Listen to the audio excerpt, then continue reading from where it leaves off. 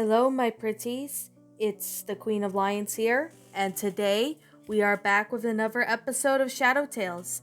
This is episode 21, and today I am going to be reading a story by the Brothers Grimm called The Frog Prince, also known as The Princess and the Frog. One fine evening, a young princess put her ear bonnet and clogs and went to go to walk in the woods by herself. In a wood in which she came to a cool spring of water that rose the midst of all. She sat herself down for a while. She had a golden ball in her hand, which was her favorite thing to play. She was always tossing it up into the air and catching it as it fell.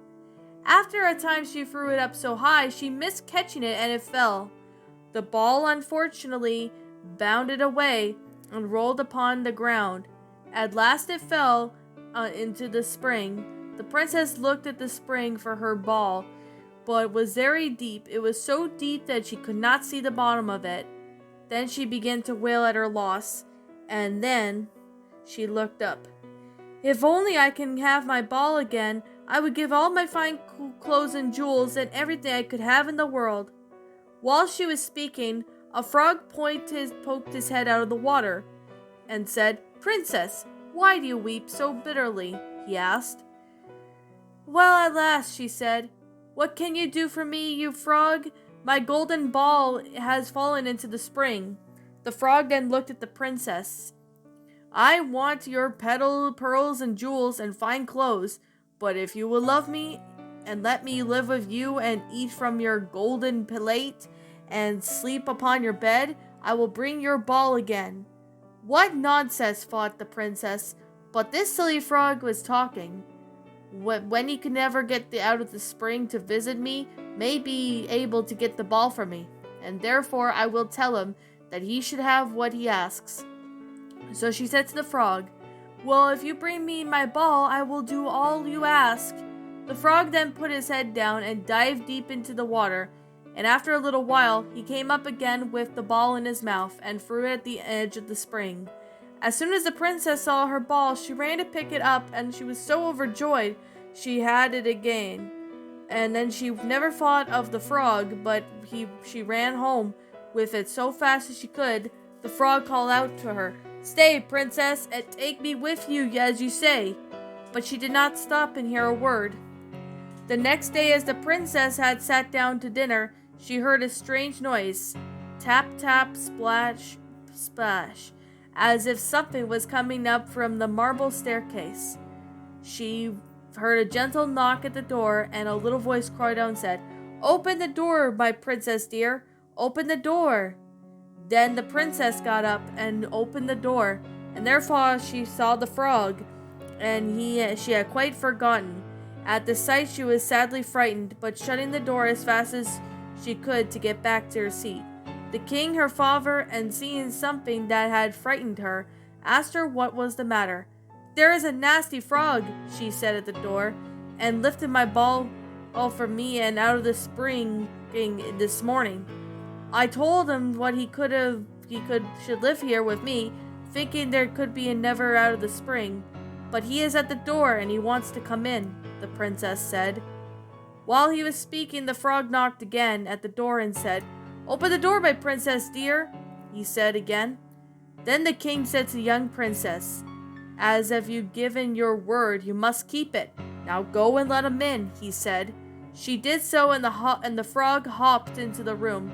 Then straight up, tap, tap, splash, splash, from the bottom of the room and into the top. He still came to be close to the table where the princess sat.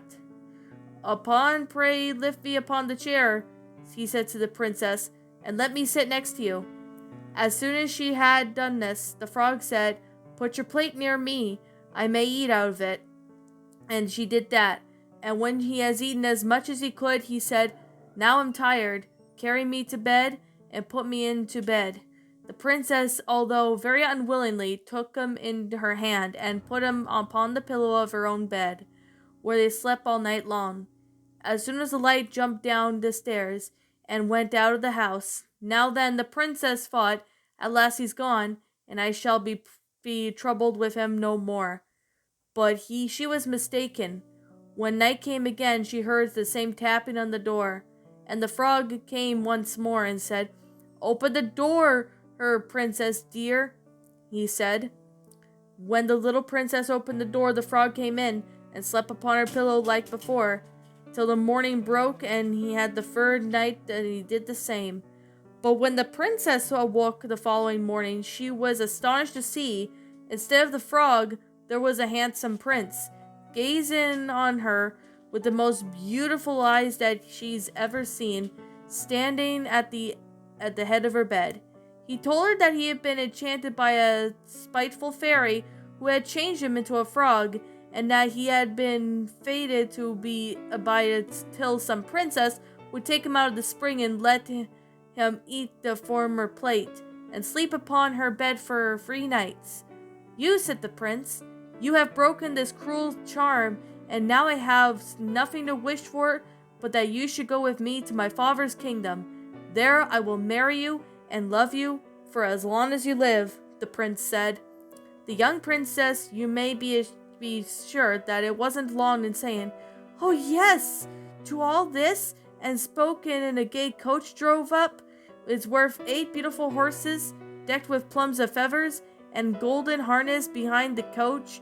The prince's servant, faithful Henich, was able to bewail for the misfortunes of the dear master during the enchantment of so long and so bitterly. By then they took the leave of the king and got into the coach with 8 horses, and they all set out full of joy and merriment for the prince's kingdom, which they had reached safely, where they live happily great again for many years to come.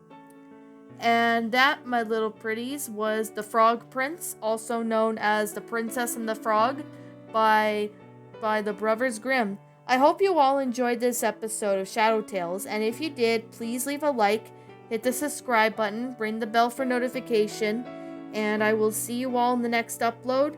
So as always, please roll the outro, because I'm out.